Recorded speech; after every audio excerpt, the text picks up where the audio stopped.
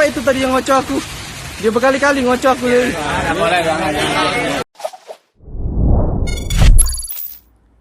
Viral video bernarasi seorang kurir dikeroyok di Pelaju Palembang diduga isi paket kosong.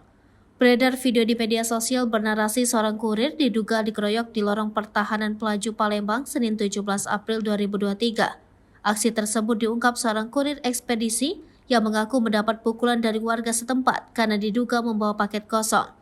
Tidak, aku sudah baik-baik. Iya, aku.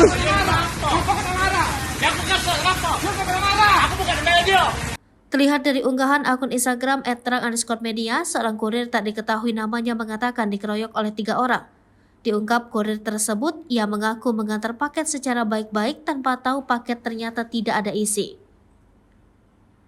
Sementara dalam video, terlihat seorang pria berbaju oranye terlibat adu mulut membela kurir dengan seorang bapak-bapak memegang paket. Aksi cekcok mulut itu pun kemudian ditengahi warga setempat. Kurir tersebut menyampaikan sebelumnya ia telah menawarkan pengajuan paket untuk dibatalkan. Namun saran tersebut tak diindahkan oleh penerima paket hingga diduga terjadi pengeroyokan. Aku dikejar tadi. Minta tolong kawan-kawan yang lain.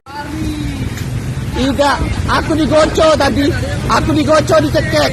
Aku digocok dicekek.